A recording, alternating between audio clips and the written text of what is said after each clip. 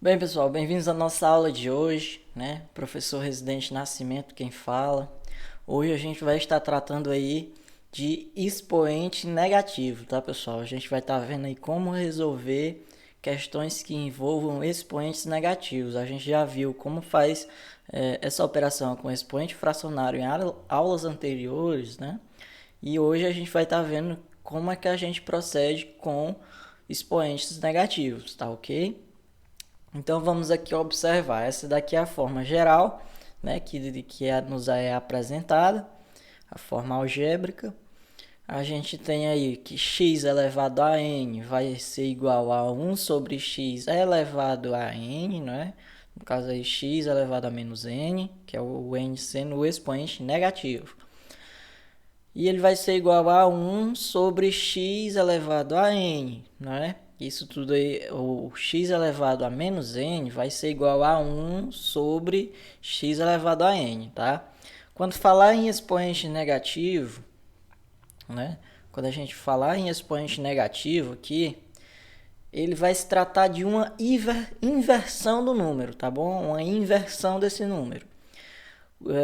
A partir desse momento que a gente faz a inversão, aí a gente começa a fazer operações com o expoente no número normal, né? Número positivo, um expoente positivo. Mas enquanto essa inversão não acontece, esse expoente ele é negativo, tá ok? Aqui, ó, se eu tiver um 2, né? Um 2 aqui elevado a menos 2, né?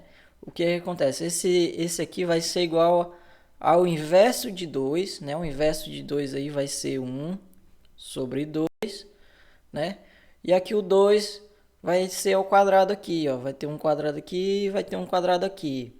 Por que que quando ele coloca dessa forma, né? Ele já joga direto para 1 sobre x elevado a n. Porque o 1, né, pessoal? A gente pode levar ele a qualquer número que vai continuar sendo 1. Se levar ele a zero, vai ser 1. Se levar 1, vai ser 1. Elevar 2, elevar a 1000. Ele ainda vai representar o número 1. O que pode estar acontecendo de diferente é se esse número 1 ele for um número negativo, tá? Se ele for aqui, ó, um menos 1 elevado a 2, né, ele vai ser um positivo.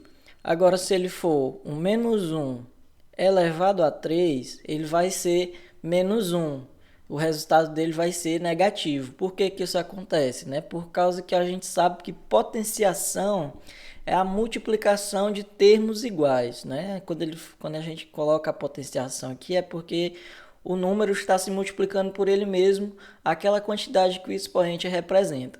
Né? O número menos 1 elevado a 2, né, elevado ao quadrado, quer dizer o quê? Quer dizer que ele vai se multiplicar aqui, ó, 1 vezes menos 1 vezes menos 1. Né?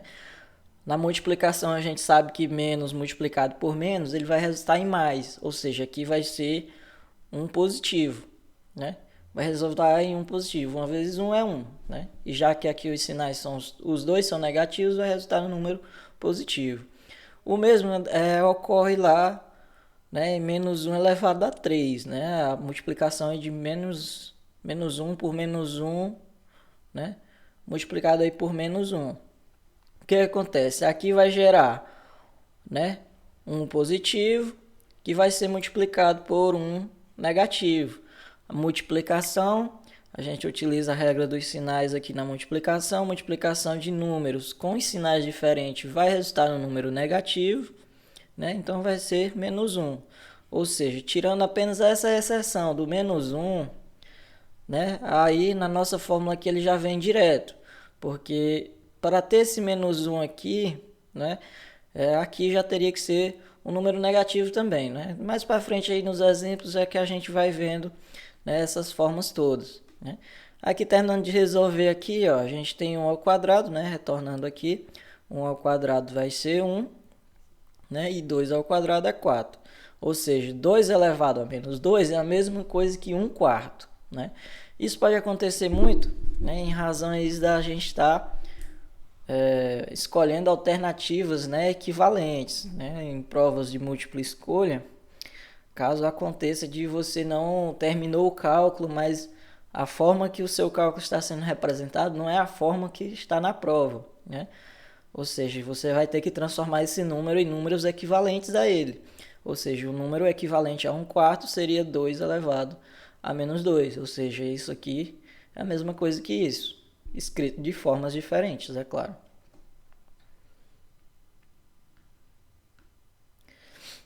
Agora a gente tem aqui, né, a expressão para uma base fracionária, né? O expoente é uma base fracionária.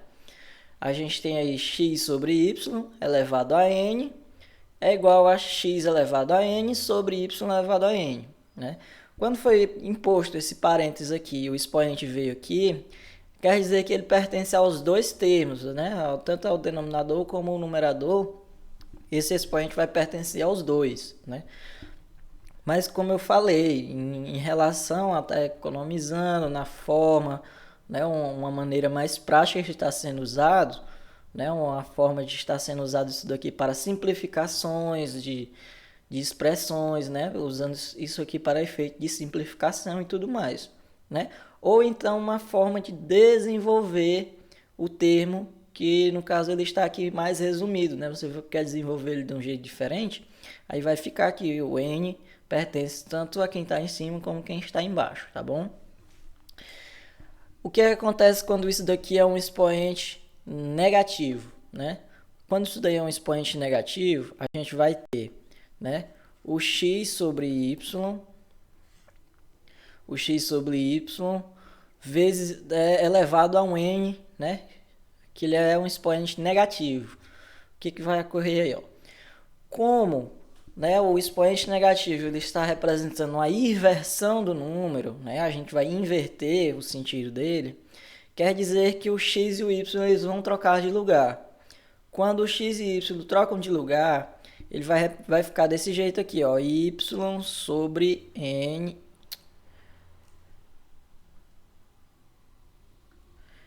é y sobre x.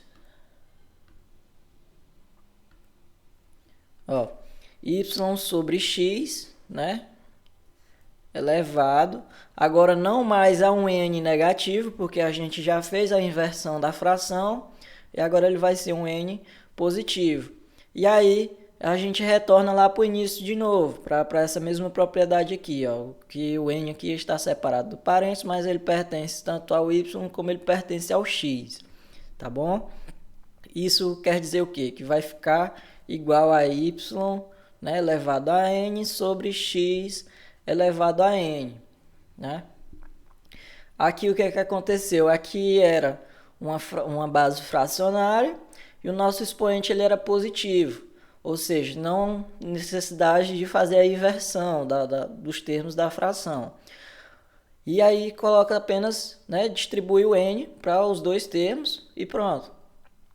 Aqui, como a gente tem o x e o y, de novo, uma base fracionária, mas ele está elevado a menos n, a gente tem que fazer a inversão da fração, né? Quem está embaixo vai para cima, quem está em cima vai para baixo.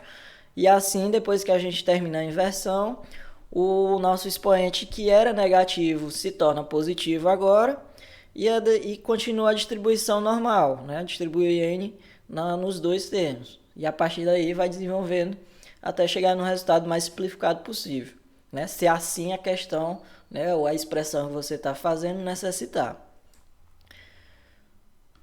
Né? Aqui a gente pode estar vendo aí o exemplo, né, de 4 elevado a menos 3, né, que vai ser igual, né, a 1/4 sobre 1. Né? Só a gente sabe que fração é divisão, tá bom? Não esqueçam disso. Ou seja, a fração é uma divisão de quem está em cima, né, dividido por quem está embaixo. Se eu divido 4 para 1, é 4, né? Essa expressão aí, ela remete, né, às considerações que a gente pode estar fazendo sobre um número qualquer aí. Eu colocar aqui 2, número 2, né? O número 2 ele pode estar tanto sobre 1 como multiplicado por 1, né? 1 vezes 2 é 2, e 2 dividido para 1 é 2. Né? Então essas colocações a gente pode estar fazendo quando está fazendo o uso assim, de fazer essa inversão do número. Não é colocar o número em o oposto dele. Não é isso, pessoal. O que o oposto seria um número negativo e um número positivo, não é? Eu tenho aqui o 2. Quem é o oposto de 2? Seria o menos 2, não é? Que seria o oposto, são opostos. Se eu somo esses dois, né? O 2 aqui mais o menos 2, eu vou ter o zero, né? A consideração do número oposto é diferente do inverso. O inverso é você pegar o número, né? Aqui eu colocar aqui o número 3, né? Subentende-se que abaixo deste 3 existe um 1, né? Abaixo do 3 existe um 1. O inverso desse 3 vai ser 1/3, né? O inverso dele, ou seja, vai ser trocado, vai colocar aqui, vai ficar 1/3, tá bom? E aqui nessas colocações, é exatamente o que ele colocou, 4/1. Aí eu tenho ainda o meu 3 aqui, o expoente negativo. Vou fazer a minha inversão da fração. Quando eu tenho a minha inversão, meu expoente está positivo. Agora eu distribuo o meu expoente para os dois termos lá, tá? 3, né? O cubo, né? 1 ao cubo e 4 ao cubo. Vai ser igual a 1 sobre 64. Daria para a gente estar colocando isso daqui de outra forma? Talvez de forma em números decimais, né? Tirar de fração e colocar em números decimais. Tá bom? Ou então tá transformando isso daqui em outro número, não é? A gente pode estar colocando aqui 64, ele é 8 ao quadrado, né? Então eu poderia estar transformando este 1 a 64 aqui em 1 a 8 ao quadrado e colocar 8 elevado a menos 2, né? Entenderam aí o raciocínio? Ó, eu peguei, né, aqui o 64. Ele é 4, né? 4 ao cubo. 4 ao cubo. Mas esse 64 ele também é 8 ao quadrado, né? Se ele é 8 ao quadrado, eu posso transformar ele em outras formas. Assim eu posso colocar 8 elevado a menos 2, que quando eu fizer todo o processo de inversão, né, e transformação, eu vou chegar a 1 sobre 64, tá bom? Outra coisa que vocês não podem se enrolar, viu? Quando estiver apresentando. Ó,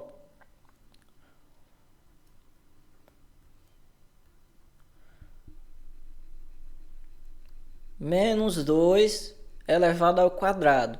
Aqui, quando a gente tem o parênteses, a gente subentende, né? A gente entende aí que essa base aqui todinha é quem está ao quadrado, né? Essa base aqui inteira é que está ao quadrado. Quando você tem um número assim, né? Ele já é um 4 positivo, né? O 4 ao quadrado, 16. Mas se ele for um menos 4 ao quadrado, isso aqui, como eu não tenho uma base definida, o meu número vai ser somente 4 ao quadrado aqui, ó, tá? E esse sinal aqui ele vai permanecer lá na frente, mesmo que o expoente seja par, tá bom? Mesmo que o expoente seja par, ele vai permanecer com esse número, né, com esse sinal de negativo, vai ser menos 16. Por que eu estou falando isso? Para vocês se atentarem à utilização de parênteses, tá? A utilização de parênteses na hora dos cálculos, para vocês não se perderem com essas coisas. Até porque vocês não podem estar misturando, né, sucessivas operações matemáticas numa expressão sem separá-las por parênteses, né? Eu posso colocar aqui menos 4 vezes 7, né? Isso aqui vai dar igual a menos 28. Mas eu não posso colocar aqui, ó, 7 vezes menos 4, assim, ó, papufo, não, viu?